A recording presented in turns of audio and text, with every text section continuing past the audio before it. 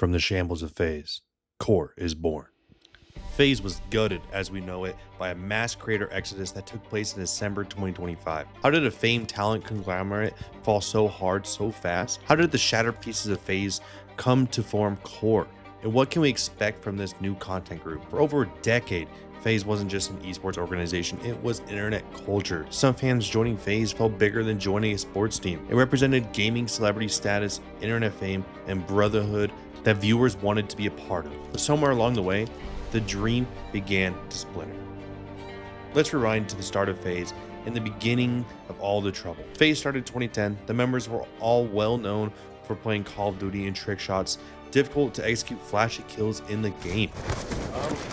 Good job. No.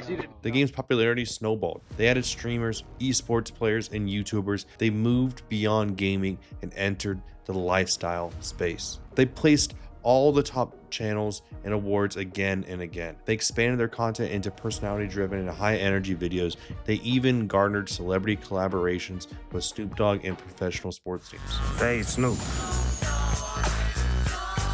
I am a part of the Faze clan.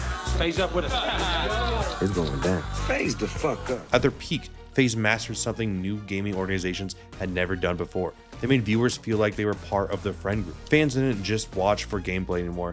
They watched for personalities, house antics, arguments, parties, and collaborations. The content house era transformed creators into celebrities, and Faze became the blueprint. Oh my fucking god, it's alright! Oh my god! Yes, what? No way! I told you! I told you!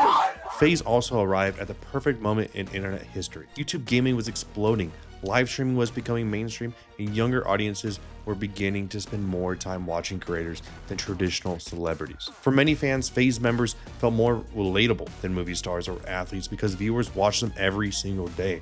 The organization merged two brands, gaming team and reality show. People tuned in not just for competition, but to watch friendships, rivalries, inside jokes, and everyday chaos unfold.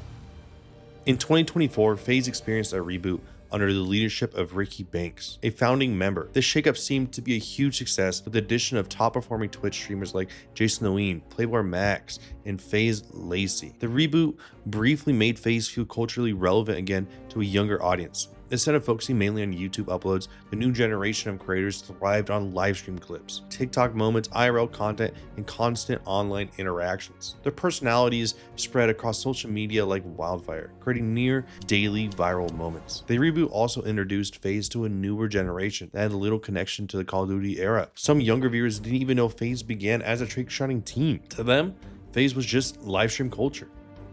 In July 2025, Banks abruptly announced he was stepping down from Faze in the internet. Trouble had been brewing underneath the success. There were content issues, creator complaints of lack of control, and financial and business tensions that all churned to the surface. In September, Banks clarified that he wanted to pass the baton to new leadership. He claimed he had no right to be part of the front face of Faze, as his personal goals and lifestyle no longer aligned. He reassured everyone he'd still be their biggest fan and wanted the group to succeed. The drama culminated in a mass creator exit in December 2025, or what I like to call the Crexit. Rumors bound, but a common thread we've seen surface is that the creators were unhappy with the amount of ownership and control they had over their projects. Playboy Max, a creator who left Faze in August 2025 for a successful solo career, even went so far as to say the creators had begun to feel like puppets. That word, puppets, struck a nerve with the viewers because it reflects a much larger shift happening in online entertainment. Modern creators no longer want to work under organizations. They want ownership over their brands, content, and future. In the early days of YouTube and esports, joining a massive organization was one of the only ways to grow. But now creators can build audiences on their own through Twitch, TikTok, Kick, and YouTube without even needing a company behind them. This is where things turned ugly. Banks claimed he had nothing to do with the Crexit since he had left Faze months before. Max mocked Banks, and the two got into a heated back and forth that ended with Banks claiming the creators were ungrateful. He also cited their relationship with each other and their fans as fake and claimed they had generous benefits. Faze drifted from its original culture into a corporate disaster. It's possible they got too big for their own good.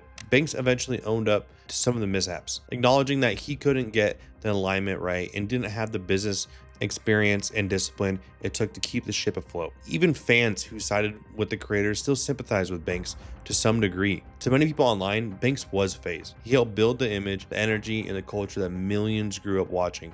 His emotional response during the fallout made the situation feel less like a cold business dispute and more like the collapse of a long-term friendship. The split left many creators with delusioned dreams, but where there was destruction, there was hope for rebirth. Imagine you just left a lucrative company only to find yourself in a $20 million house, fully loaded with all the bells and whistles like a basketball court, bowling alley, movie theater, and more. Not many people leave a company expecting that kind of red carpet treatment. That's exactly where Core found themselves after they launched their own content group in April 2026. One chapter had closed in dramatic fashion and another immediately opened with flashing lights, massive new counts, and one of the most extravagant creator houses the internet has seen in years. The group's name, Core, stands for Create, Own, Run Everything. Their name acts as a manifesto and stands in contrast to their alleged experience with Faze. The name also reflects the direction the creator economy appears to be heading. Audiences today are drawn to creators who feel independent and authentic. Core isn't presenting itself as a corporation or esports machine. It's presenting itself as a group of friends betting on themselves. Fans are far more likely to support creators when they believe personalities are authentic and in control of their own direction. Core leans heavily into that image. Even the launch content focused less on business and more on friendship, chemistry, and excitement for the future. In many ways, Core feels like an attempt to recreate the emotional energy that made early Faze successful in the first place. The collection of streaming talent is a force to be reckoned with. The Core members include Adapt, Silky, Lacey, Marlon, Stable Ronaldo, and Jason the Ween. These members weren't just any other content creators. They were the heart of Faze's lifestyle of streaming. Most of the streamers almost simultaneously announced their departure with a simple left Faze clan, but Adapt posted something more emotional. 14 years, over half of my life. I'd be lying if I said this didn't hurt, but it had to be done. He ended the post by saying, "Best is yet to come."